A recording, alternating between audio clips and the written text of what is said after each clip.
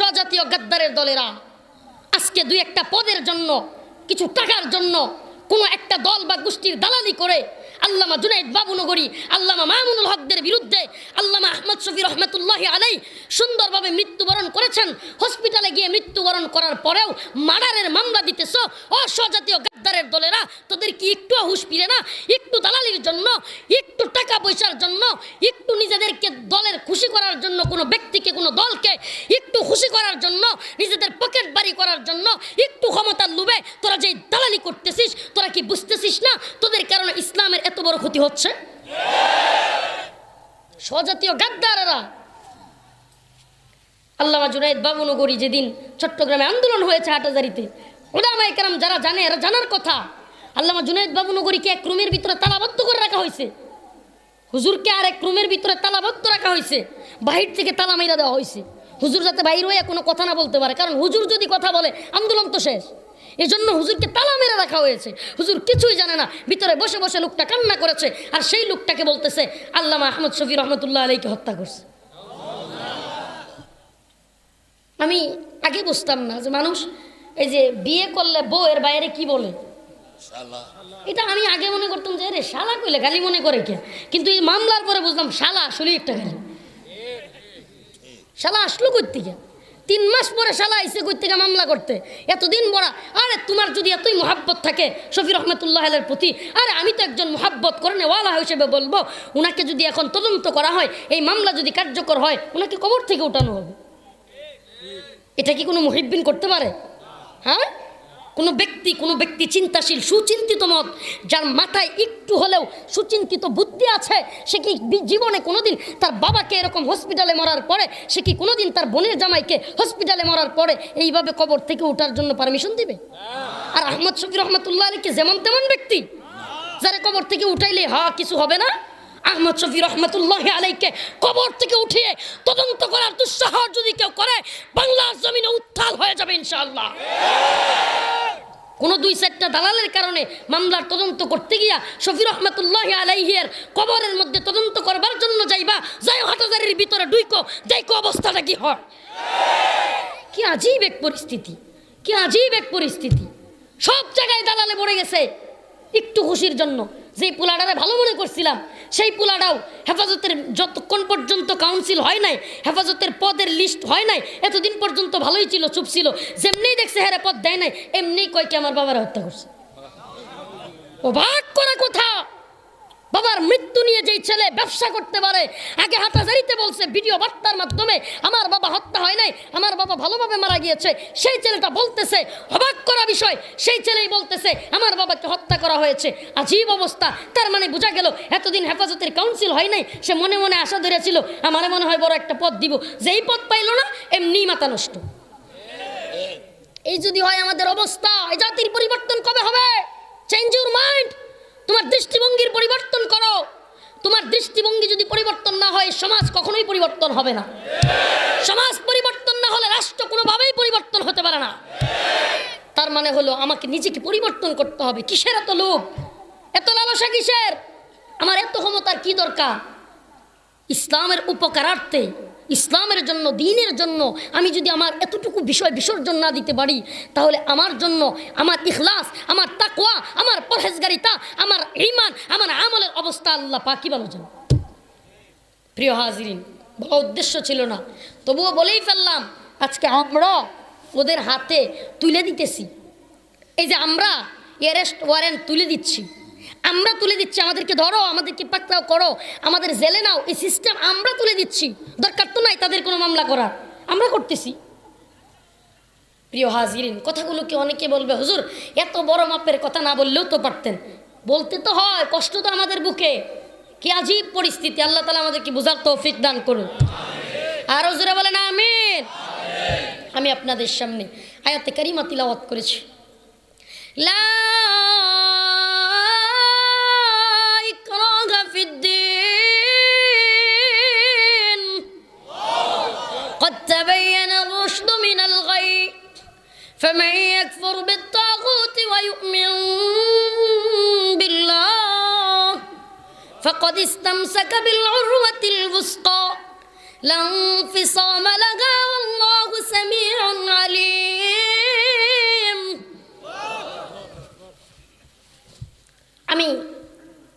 আয়াতের আলোচনা শুরু করার আগে বলবো, বাতিলপন্থী যারা, সেকুলারিজম লালনকারীরা অথবা নাস্তিক্যবাদী লালনকারীরা ইসলামের দোহাই দিয়ে মুনাফিকি চরিত্র গ্রহণ করে যেই দুইটা আয়াত অথবা একটা আয়াতের সারাংশ, এই দুইটা আয়াত দিয়ে মুসলমানদের ঘায়েল করতে চায়, এরা দলিল দেয়। কীরকম সেটা? এরা প্রথম দলিল দিবে সেকুলারিজম লালনকারীরা, যারা সেকুলার বা যারা নাকি নাস্তিকতা লালন করে, ধর্ম নিরপেক্ষতার স্লোগান দেয়, এরা প্রথম দলিল দিবে লাকুম দিনুকুম ওয়ালিয়া দিন। এদের প্রথম দলিল হাতিয়ার, কোরআন দ্বারা এরা হাতিয়ার। আমি কোরআনে একটা আয়াত আছে না যে মুমিনদের জন্য কোরআন হলো হেদায়েত। কোরআন কাদের জন্য হেদায়েত? আমি একটু অবাক হয়েছিলাম, মানে তখন আয়াতের তর্জমা পড়ার সময় একটু শুধু মুমিনদের জন্য কেন হেদায়েত হবে, সঠিক মানে পুরোপুরি বুঝে আসতেছিল না। কোরআন শুধু মুমিনদের জন্য কেন হেদায়েত হবে? কোরআন তো আল্লাহর ঐশীবাণী, আর আল্লাহ হলো গোটা পৃথিবীর সমস্ত সৃষ্টির সৃষ্টিকর্তা। তাহলে আল্লাহর গ্রন্থ ঐশীবাণীটা তো সকলের হেদায়েত হওয়ার কথা ছিল। তাহলে শুধুমাত্র মুমিনদের জন্য কেন, মুত্তাকিদের জন্য কেন? আমার এই যে কয়েকদিন আগে ডক্টর এনায়েতুল্লাহ আব্বাসীর সাথে শাহরিয়ার কবিরের একটা একটা তর্ক বিতর্ক হওয়ার পরে বুঝে আসছে যে আসলেই তো শুধু মুত্তাকিদের জন্য হেদায়েত কোরআন, এজন্য যে কোরআনে কারীম সবাই হেদায়েতের জন্য পড়ে না, কেউ পড়ে আলেমদেরকে ভুল ধরার জন্য। শাহরিয়ার কবির মুরগি সুরাদের মতো কিছু লোকেরা, নাস্তিকতার লালনকারীরা কোরআনও পড়ে, কোরআনও রিসার্চ করে, কিন্তু কোরআনের অর্থ বোঝার জন্য নয়, কোরআনকে পালন করার জন্য নয়, কোরআনকে মানার জন্য নয়, এরা কোরআন পড়ে মুমিনদেরকে, আলেমদেরকে, ইসলামওয়ালাদেরকে ভুল ধরার জন্য। এই জন্যই মনে আমার বুঝে আসতে পরিপূর্ণ যে আসলেই তো মুত্তাকিদের জন্য কোরআন হেদায়েত। এরা দলিল দিবে লাকুম দীনুকুম ওয়ালিয়া দিন, ধর্ম যার যার উৎসব সবার, লাকুম দীনুকুম ওয়ালিয়া দিন। বুখারী শরীফে আল্লাহ কইছে, কই আল্লাহ কইছে? বুখারী শরীফে আল্লাহ কইছে লাকুম দীনুকুম ওয়ালিয়া দিন, তোমার ধর্ম তোমার, আমার ধর্ম আমার, তার মানে সব ধর্মই সমান। নাউজুবিল্লাহ বলেন। যদি এই আয়াতের অর্থ এই হয় তাহলে ওই আয়াতের কি হবে? ইন্নাদ-দীনা ইনদাল্লাহিল ইসলাম। ওই আয়াতের কি হবে?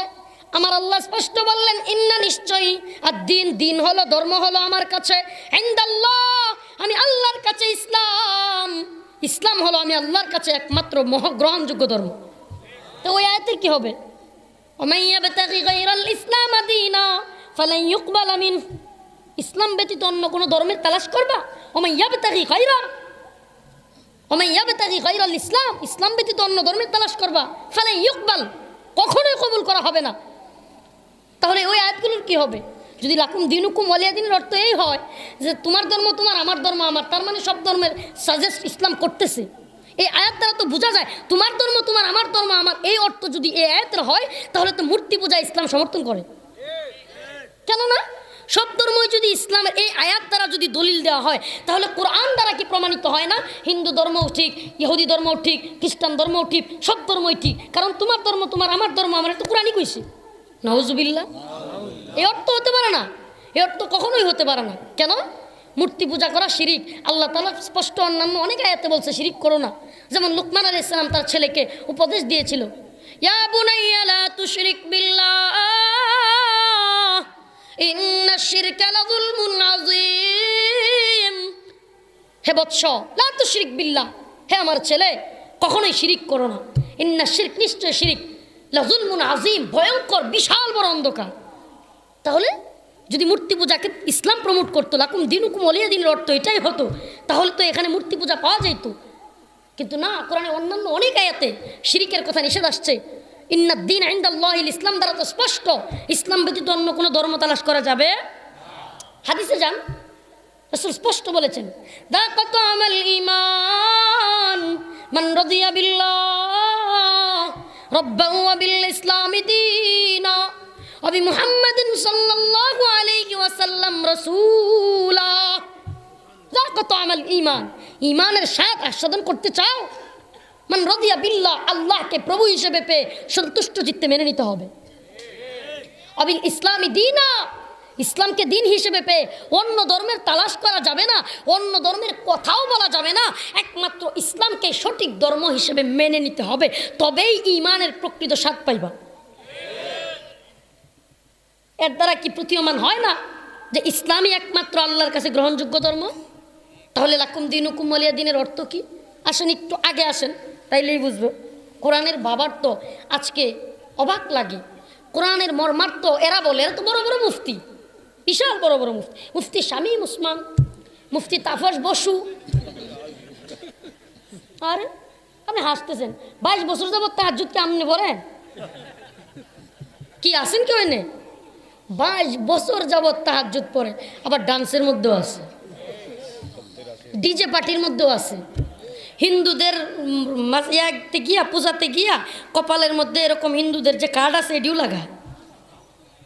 আরে তোর 22 বছর না, আমি চ্যালেঞ্জ করে বলছি, হ্যাঁ চাতকের মুসলমান, সুনামগঞ্জের মুসলমান, আমি চ্যালেঞ্জ করে বলতে পারি হুজুরদেরকে সামনে রেখে, এখানে 22 দিন যদি এই শীতের রজনীতে কোনো ব্যক্তি বলতে পারে আমি টানা 22 দিন ফজরের নামাজের সময় ঘুম থেকে উঠে ঠান্ডা পানি দিয়ে ওযু করে টানা 22 দিন ফজরের নামাজ জামাতে আদায় করেছি, আমি বলবো এই হলো এই জামানার আল্লাহর ওলি। জামানার আল্লাহর ওলি। কি মনে করছেন? তাকওয়ার সর্বোচ্চ পর্যায়ে না থাকলে, আল্লাহর প্রতি ভয় না থাকলে, এই খাতা কম্বল ল্যাপ তুষক চাইরা, আরামের ঘুম চাইরা, এই ঠান্ডা পানি দিয়ে অজু করে নামাজে দাঁড়াইতে পারবে না।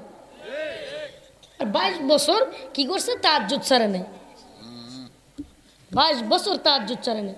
আবার আরেকজনে কি বলতেছে, আসলে 22 বছর না, আমি তো বলি যদি 22 বছর 22,000 বছর কেউ তাহাজ্জুদ পড়ে, আর যদি মূর্তির পক্ষে সাফায় গায়, আমার আল্লাহ তার 22 বছর না 22,000 বছরের তাহাজ্জুদ নর্দমায় নিক্ষেপ করবে।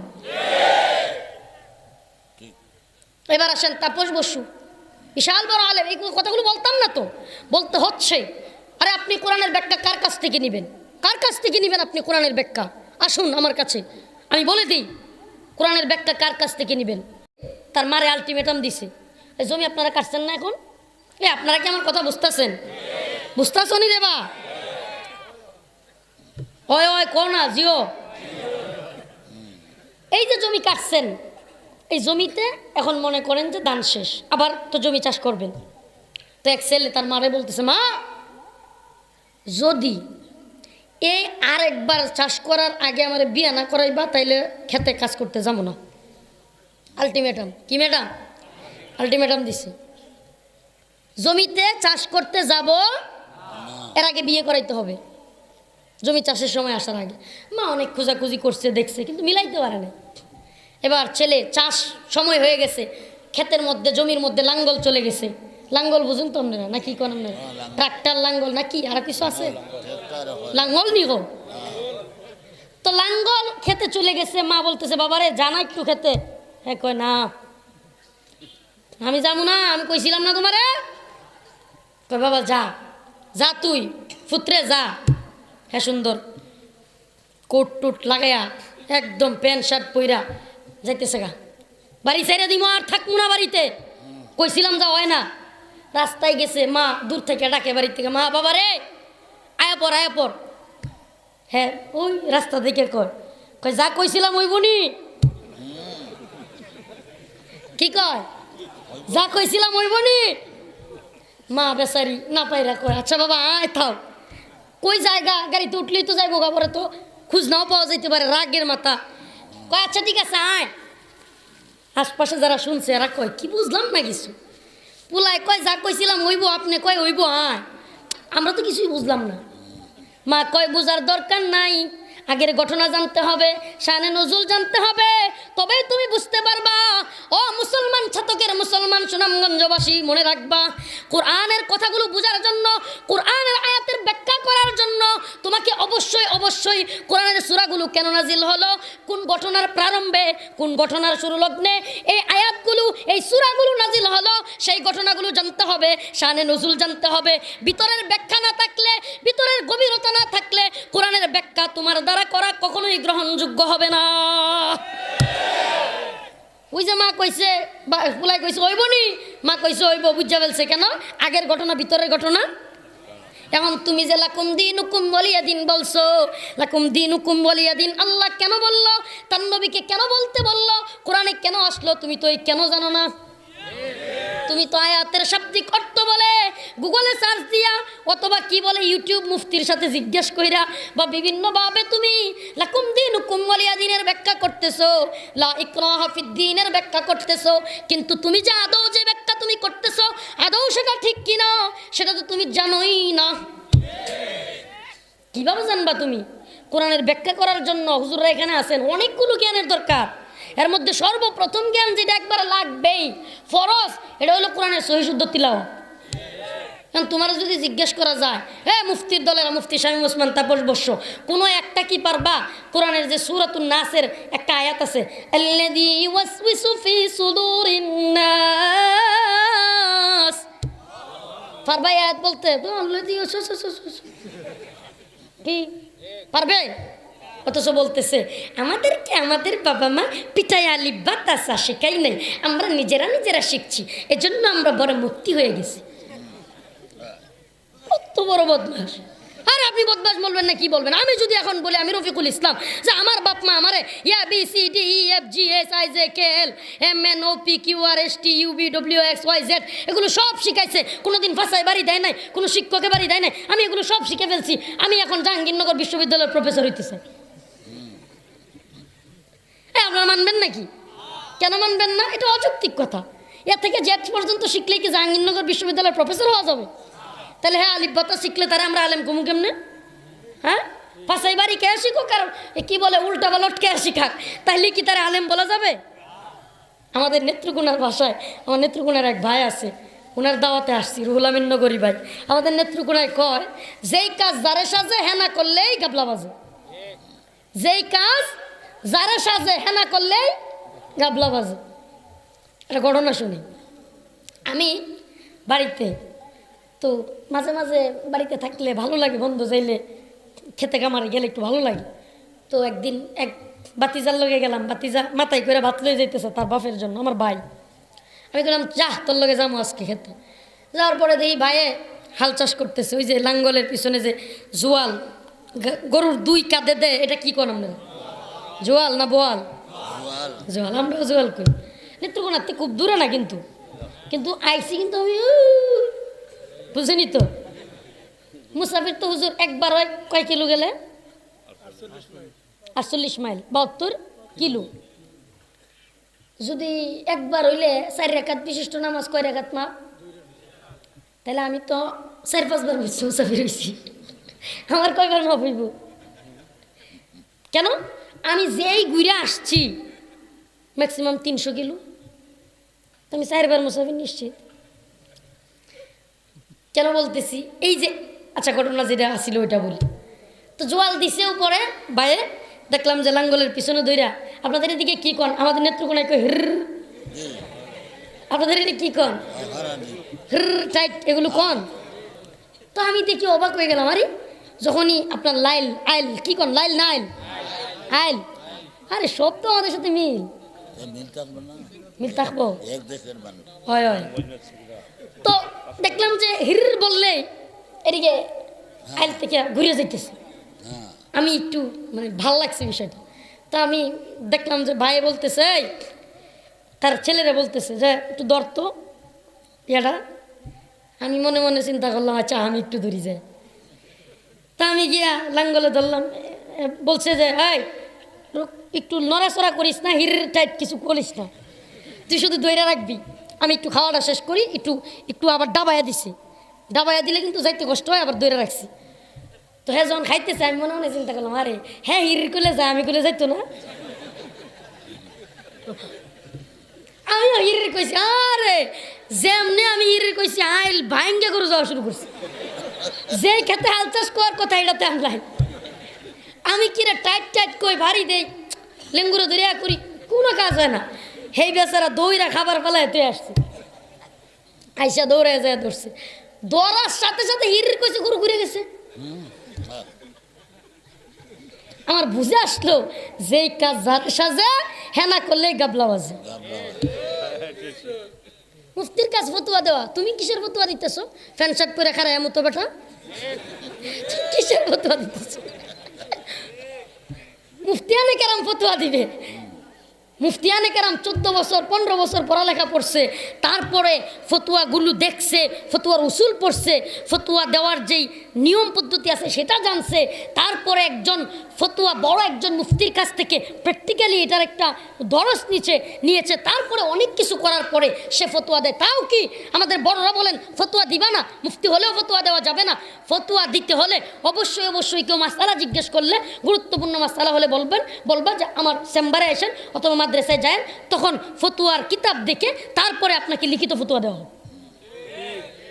আর হেরা কত বড় মুফতি, কত বড় মুফতি এক একজন।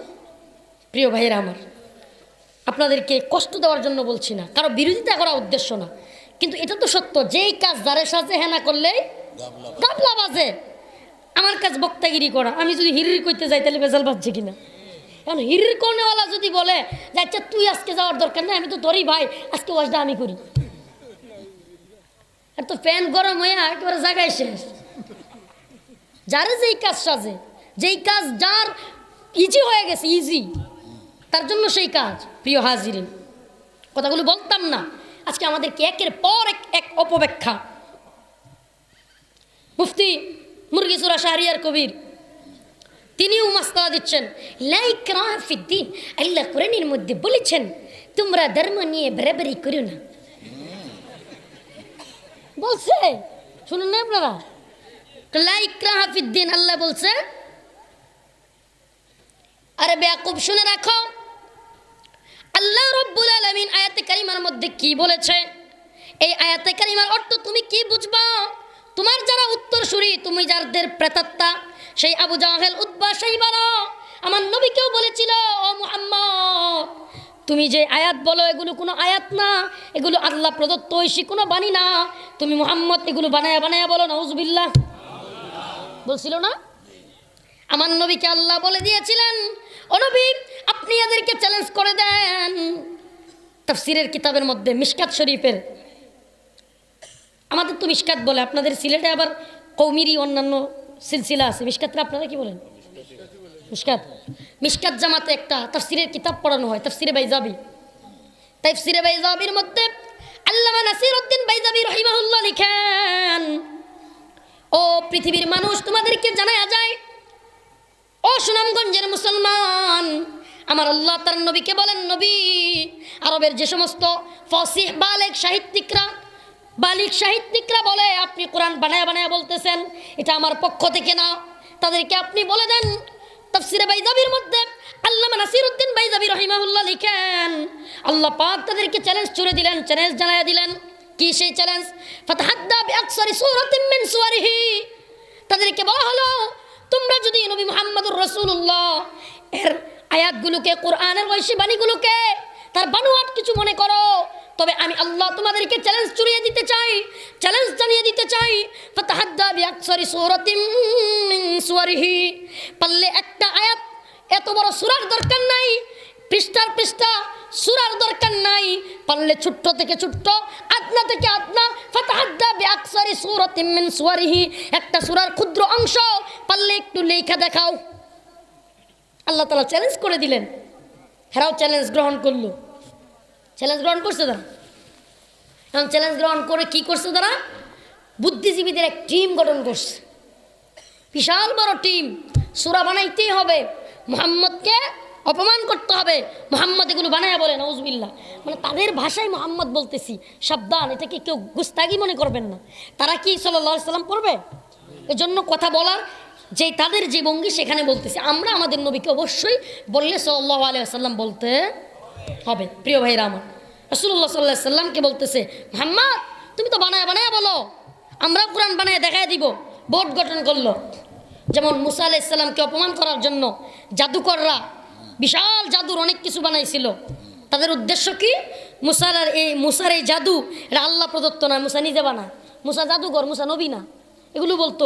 ঠিক তেমনিভাবে আমার আপনার নবীকেও তারা বলতো তুমি বানায়া বলো। আমার নবী চ্যালেঞ্জ জানায়া দিলেন, তখন তারা চ্যালেঞ্জ গ্রহণ করলো। এই চ্যালেঞ্জ বোর্ড যেগুলো গ্রহণ করছিল, প্রায় ব্যক্তির চিন্তা করতে করতে সামনের দিকের চুলগুলো ছিল না, টাকলু হয়ে গেছিল। কি হয়ে গেছিল? টাকলু হয়ে গেছিল। এই টাকলুরা শেষমেশ, এই তথাকথিত টাকলু বুদ্ধিজীবীরা, এদেশেও বর্তমানে কিছু টাকলু বুদ্ধিজীবী আছে, এরা মনে করেন নির্বাচনের আগে বলবে জামিয়া ইসলামিয়া মতিনিয়া লুৎফুল উলুম চরবাড়া মাদ্রাসার হুজুররা খুব ভালো। নির্বাচনের আগে হুজুরদেরকে নিয়ে চলতে আমাদের ভালো লাগে, আমরা হুজুরদেরকে ভালোবাসি, হুজুরদেরকে নিয়ে চলবো, হুজুর আপনারা আমাদের জন্য দোয়া করবেন। ভোটের পরে জামিয়া লুৎফুল উলুম চরবাড়া মাদ্রাসার হুজুররা বাবনগরী হুজুরের পক্ষে বলে এরা জঙ্গি। কি সুন্দর পল্টিবাজি, চিন্তা করেন। আমাদের নেত্রকোনার ভাষায় বলে বুড়ের আগে সান্দু সাসাই কলো আমাকে রে, এমপি যদি হইতাম পারি দিমু গুলাবরে, এমপি হইয়া দেখা গেল সাসার নাগাল কেডা পায়, আমরা গরিব আমাকে রে দেখার মতো কেউ নাই। আসলেই কেউ নেই। আগে কি কয় হুজুররা খুব ভালো, আমরা হুজুরদেরকে নিয়ে চলতে চাই। মাসাল্লাহ হুজুররা যেই কাজ করতেছে, হুজুরদেরকে ছাড়া তো জানাজা পড়া যাবে না, জানাজাবে পড়া যাবে না, বিয়ে পড়া যাবে না, হুজুরদেরকে ছাড়া তো চলা সম্ভব না। কত সুন্দর সুন্দর কথা। আবার বলটি নির্বাচনের পরে হুজুররা জঙ্গি, হুজুররা মৌলবাদী, হুজুররা উগ্রবাদী, এই সেই দালালের দল। আগে কি হয়েছিল? ভিডিও ফুটেজ আছে অনেকের, এরা এই এক কথা কইছে, এই আর এক কথা কইছে, এগুলো ভিডিও ফুটেজ আছে। টাকলু নাম কইতাম না, মানে মাথায় এদের বুদ্ধিজীবী বেশি যেগুলো হয়ে যায়, কোরআন অবমাননা করে, এদের বেশিরভাগ মাথায় চুলতায় না। আবার এই বুঝেন, কোরআন যারা মানে এদের জাতের চুল নাই, এদেরকে আবার এটি বললেন না। বলতে মন চায়, অবাক করা বিষয় প্রিয় ভাইরা। এরা বুদ্ধি করে এক সূরা বানাইল, সূরার নাম হলো সূরাতুল ফিল। সূরার নাম কি? হাতি। সূরাতুল ফিলের নকল। আমাদের সূরা কি? ألم تر كيف فعل ربك بأصحاب الفيل ألم يجعل كيدهم في تضليل। তারা উল্টা সূরা বানাইছে।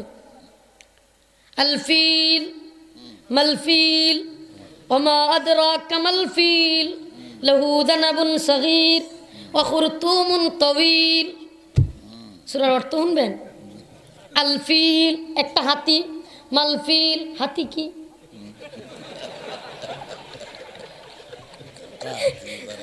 অর্থ লাহু দানাবুন সগীর, লাহু দানাবুন সগীর, তার সুড্ডা হইল সুডো, ওয়াখুরতুমুন তওয়িল, সরি লেঞ্জা হইল ছোটো, লাহু দানাবুন, দানাবুন সগীর, তার লেঞ্জা ছোটো, ওয়াখুরতুমুন তওয়িল, তার সুড্ডা বড়। এটা নি সূরা। কোন সূরার বিরুদ্ধে তারা বানাইছে? আল্লাহ যে সূরা নাজিল করছে, আলাম তারা কাইফা ফাআলা রাব্বুকা বিআসহাবিল ফিল আলাম ইয়াজআল কাইদাহুম ফি তাদলিল। আলাম তারা, আপনি কি দেখেননি? কাইফা ফাআলা রাব্বুকা বিআসহাবিল ফিল, আপনার রব, আপনার প্রভু ওই হস্তিওয়ালাদের কি পরিস্থিতি করেছিল। কত সুন্দর অর্থ না? অর্থ আছে না নাই? আলাম ইয়াজআল কাইদাহুম ফি তাদলিল, তাদের চক্রান্ত আপনার প্রভু কিভাবে নস্যাৎ করে দিয়েছিল। কত সুন্দর অর্থ।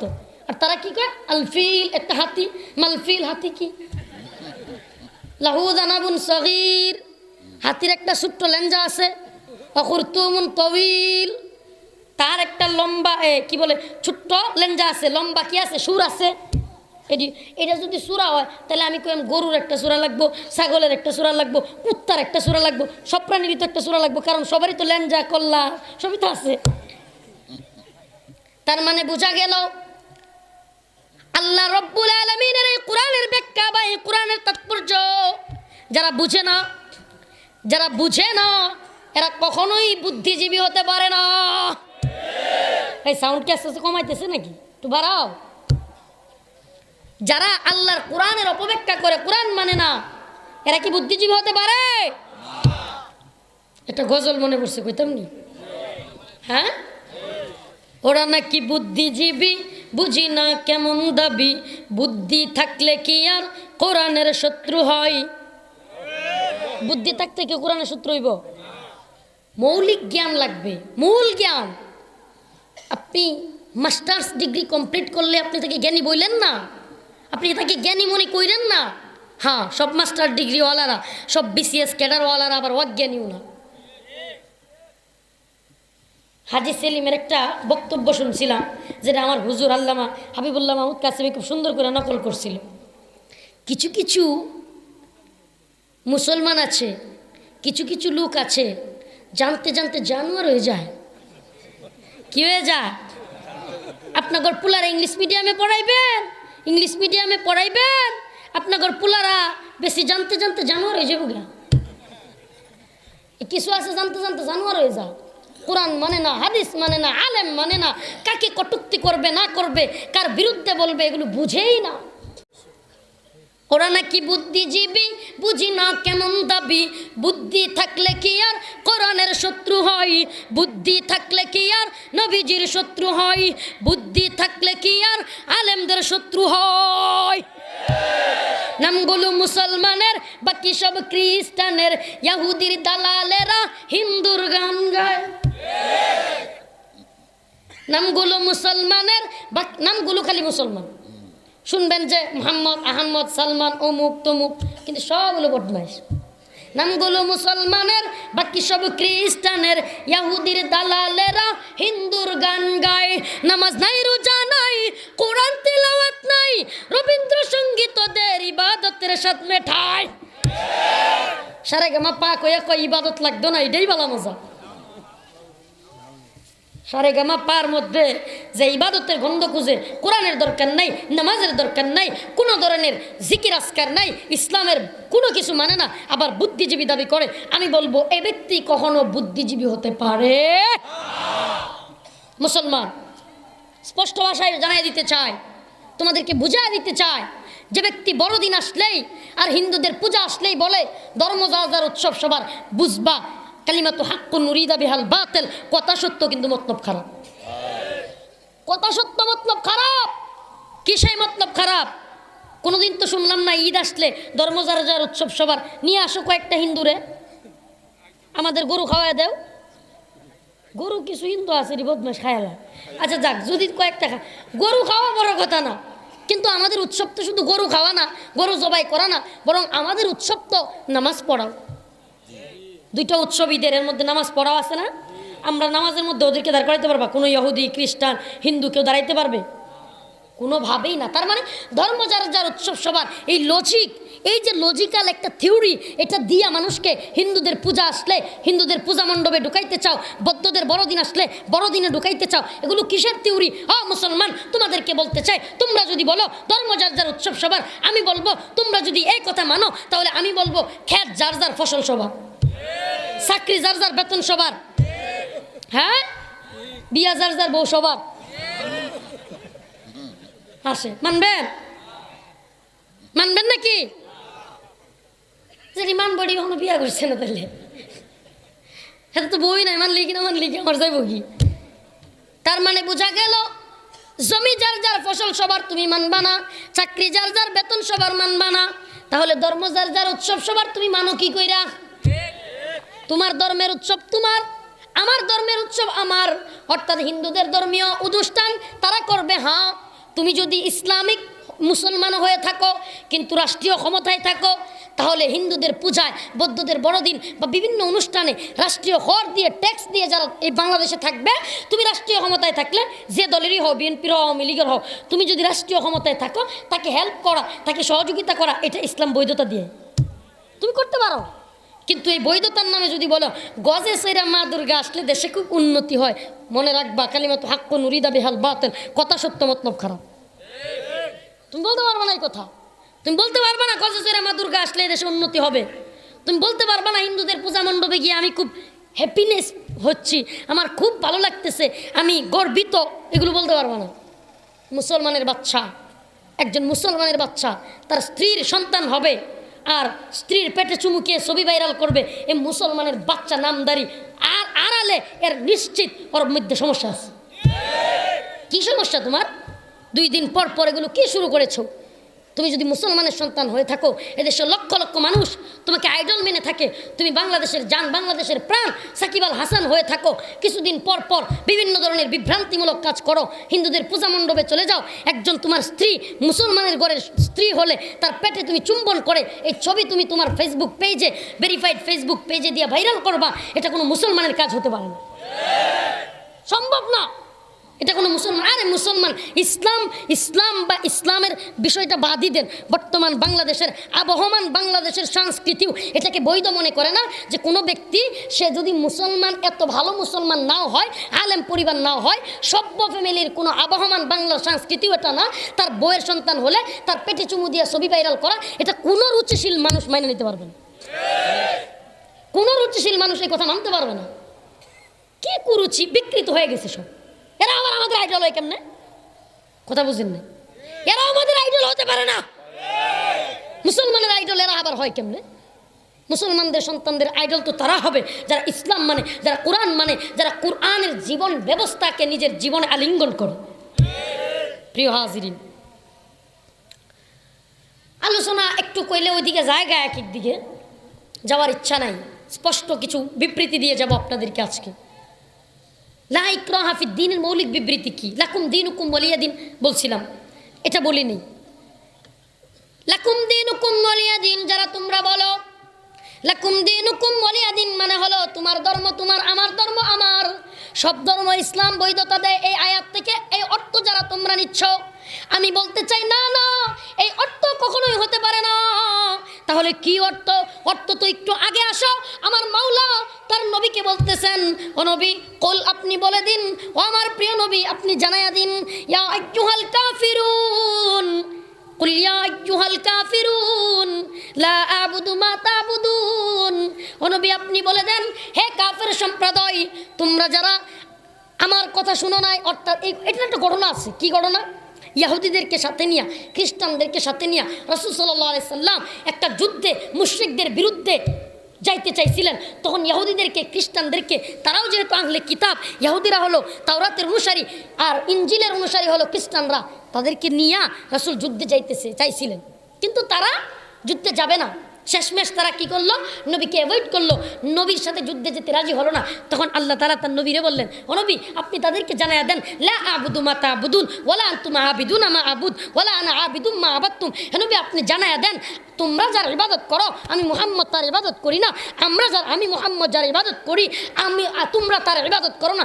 তার মানে হলো লাকুম দীনুকুম ওয়ালিয়া দিন, অর্থাৎ তোমরা যার ইবাদত করো তার ইবাদত আমরা করি না। অর্থাৎ হলো ইহুদি খ্রিস্টানরা, তোমরা যাদেরকে প্রভু মানো, খ্রিস্টানরা ঈসা আলাইহিস সালামকে, খ্রিস্টানরা মরিয়মকে প্রভু মানো, তাদের ইবাদত করো, কিন্তু আমি মুহাম্মদ তাদের ইবাদত করি না, তাদেরকে মানি না। আবার আমি যে এক আল্লাহর ইবাদত করি, তোমরা সেই এক আল্লাহর ইবাদত করো না। এর মানে হলো তোমাদের যারা আমার সাথে যুদ্ধে আসে নাই, নবী আপনি বলে দেন আপনি যুদ্ধ করেছেন, আপনার লাকুম দীনুকুম ওয়ালিয়া দিন এর মানে হলো ধর্ম নয়, দীনুকুম দ্বারা এখানে ধর্ম উদ্দেশ্য নয়, বরং এই লাকুম দীনুকুম ওয়ালিয়া দিন দ্বারা উদ্দেশ্য হলো, লাকুম দীনুকুম ওয়ালিয়া দিন হলো তোমাদের যেই কাজ করতেছো সেটার কর্মফল তোমরা পাবা। আর আমি যেই কাজ করেছি, জিহাদে অংশগ্রহণ করেছি, আমার জিহাদে অংশগ্রহণ কারণে প্রতিদান আমি আমার জিহাদের প্রতিদান পাবো, আমাকে আল্লাহ তাআলা প্রতিদান দিবে। আর তোমরা যে করো নাই এর প্রতিদান তোমরাও পাবা। এই হলো লাকুম দীনুকুম ওয়ালিয়া দিন, তোমার কাজের প্রতিদান তোমার, আমার কাজের প্রতিদান আমার। এটাই হলো লাকুম দীনুকুম ওয়ালিয়া দিনের মৌলিক বিবৃতি। লাকুম দীনুকুম ওয়ালিয়া দিনের মৌলিক বিবৃতি তোমার ধর্ম তোমার, আমার ধর্ম আমার না, বরং লাকুম দীনুকুম ওয়ালিয়া দিন বলতে চায় তোমার কাজের কর্মফল, তুমি যে কাজ করবা, মদ খাইবা, গাঁজা খাইবা, জিহাদে যাইবা না, মুনাফিকি করবা, তোমার কর্মফলের দায়ভার, তোমার কর্মফলের প্রতিদান তুমি পাবা। আমি মুহাম্মদুর রাসূলুল্লাহ, আমি যে কাজ করেছি, আমি যে জিহাদ করেছি, ইসলামের পক্ষে কাজ করেছি, আমার প্রতিদান আমি পাবো, আমার সাহাবায়ে কেরাম সেই প্রতিদান ভালো পাবো। প্রিয় ভাইরা আমার, প্রিয় মুসলমান বাবাজিরা, আজকে আমাদেরকে অপব্যাখ্যা করে শোনানো হয়, বারবার আমরা অপব্যাখ্যার শিকার।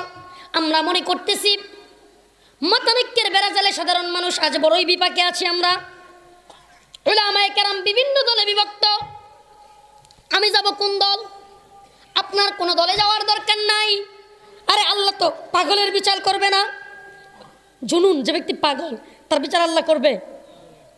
3 ব্যক্তির কাছ থেকে আল্লাহ কলম উঠায় নিছে, কলম উঠায় নিছে, মানে আল্লাহ তাআলা ফেরেশতাদেরকে বলছে এই 3 ব্যক্তির নামে কিছু লিখো না, কলম উঠায় না হয়েছে। কোন 3 ব্যক্তি? ঘুমন্ত ব্যক্তি। কি ঘুমন্ত ব্যক্তি? পাগল। যে পাগল তার কাছ থেকে কলম উঠায় নেওয়া হয়েছে। ঘুমন্ত ব্যক্তি নাইম, সে ঘুমের ঘরে কি করছে না করছে কার কোন জায়গায় হাত গেছে না গেছে সে জানে? ঘুমের মধ্যে স্বপ্নে কি দেখছে না দেখছে সে জানে? ঘুমন্ত ব্যক্তির কাছ থেকে কলম উঠে নেওয়া হয়েছে, জুনুন পাগল তার কাছ থেকে কলম উঠে নেওয়া হয়েছে। তার মানে হলো যে ব্যক্তি পাগল তার শাস্তি হবে না, আপনার আমার যাদের আকল আছে, আকলমন্দ, সে ব্যক্তির বিচার হবে। এর মানে বোঝা যায় আপনার আকলে যদি ধরে এই আলেম ভালো, তাহলে সেই আলেমকে অনুসরণ করতে হবে। প্রিয় ভাইরা, লম্বা করতে চাই না, রাত্র কটা বাজে? 12টা 15, কিছুই না। সারবেন না আপনারা? লা ইকরাহা ফিদ্দিন, এই আয়াতের ব্যাখ্যার দ্বারা তারা বুঝাইতে চায় ধর্ম নিয়ে বাড়াবাড়ি করা যাবে না। আমরাও বলি হ্যাঁ, তোমরা যে ব্যাখ্যা করতেছো এই ব্যাখ্যা, যদিও এই তর্জমা আয়াতের এটাই, লা ইকরাহা ফিদ্দিন, ধর্ম নিয়ে বাড়াবাড়ি করা যাবে না। হ্যাঁ, কিন্তু তুমি শাহরিয়ার কবির, তুমি মুফতি শামীম ওসমান যে কথা বলতেছো যে ধর্ম নিয়ে বাড়াবাড়ি করা যাবে না, এর অর্থ হলো আমরা বুঝাইতে চাই ধর্ম নিয়ে তোমরা বাড়াবাড়ি করতে পারবে না। ও মৌলবাদীরা, ও কাঠমুল্লারা, যে ব্যক্তির মন চাইবে মূর্তির পক্ষ থাকবে, যে ব্যক্তির মন চাইবে মদ খাবে, গাঁজা খাবে, যার মন চাইবে পর্দা করবে না, এই হলো লা ইকরাহা ফিদ্দিনের মৌলিক বিবৃতি। আমরা বলবো না না, লা ইকরাহা ফিদ্দিন কেন নাজিল হলো সেই ঘটনা জানো? ঘটনা কি? মক্কার মুশরিক মহিলারা মান্যত করত, আমাদের যাদের সন্তান হয় না, মহিলাদের যাদের সন্তান হইতো না, ইয়া মুশরিক মহিলাদের যারা মূর্তি পূজক ছিল, তাদের সন্তান না হইলে মান্যত করত, আমাদের যদি সন্তান হয় আমরা সেই সন্তানরে দত্তক দিব বা সমর্পণ করে দিব ইহুদিদের কাছে। ঘটনাক্রমে দেখা যায় তো তারা এই মান্যত করার পরেই সন্তান হয়ে গেল। সন্তান হওয়ার পরে তারা মান্যত অনুযায়ী ইহুদিদের কাছে সমর্থন করে দিল। কিন্তু আল্লাহ রব্বুল আলামিনের পক্ষ থেকে আপনার আমার নবী পাক যখন লা ইলাহা ইল্লাল্লাহ মুহাম্মাদুর রাসূলুল্লাহর পয়গাম নিয়ে তাদের কাছে পৌঁছালেন, তখন তারা দ্বীনের সঠিক বুঝ আসলো। ইন্নাদ-দীনা ইনদাল্লাহিল ইসলাম, ইসলামের সঠিক ব্যাখ্যা তাদের বুঝে আসলো। তখন তারা ইসলামকে কবুল করে নিল। কিন্তু একটা ঘটনা, সমস্যা একটা বেঁধে গেল। কি সেই সমস্যা? মুশরিক থাকা অবস্থায় তাদের সন্তান না হওয়ার কারণে তারা মান্যত করেছিল তারা ইহুদিদের কাছে সন্তানদেরকে সমর্পণ করে দিয়েছে। কিন্তু এখন যে তারা মুসলমান হলো, এখন তো তারা ইহুদিদের কাছ থেকে সন্তান আনতে পারতেছে না। এদিকে ইসলামের কথাগুলো বুঝে তারা দেখতেছে ইসলাম হলো শাশ্বত জীবন ব্যবস্থা, ইজ কমপ্লিটলি লাইফ, এটা পূর্ণাঙ্গ জীবন ব্যবস্থা।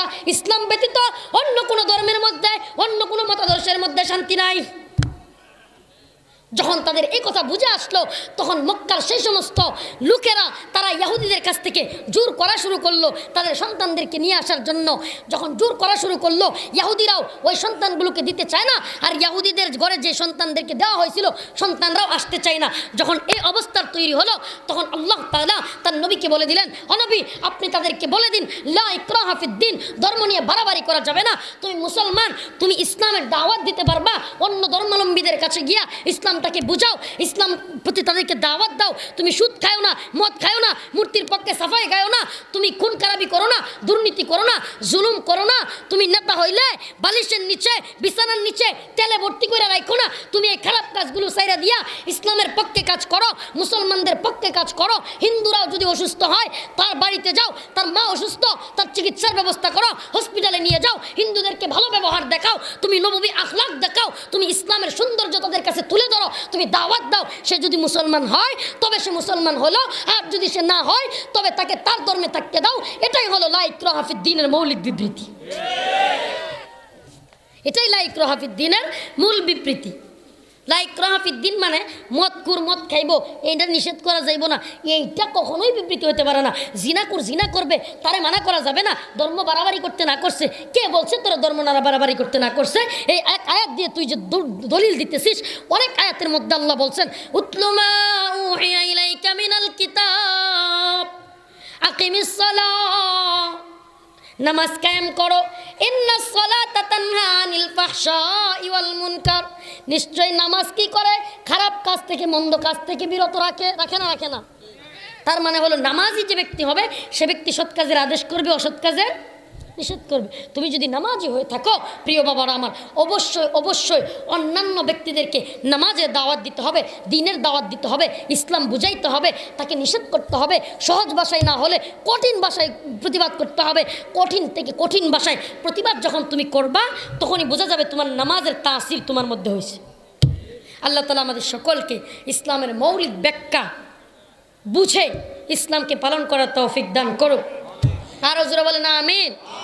প্রায় প্রতিদিন প্রোগ্রাম থাকায় আর লম্বা করতে পারতেছি না, খুব কষ্ট হইতেছে, অনেক দূর থেকে জার্নি করে আসছি। এজন্য আজকের মতো ক্ষমা চাই, বিদায় নিব।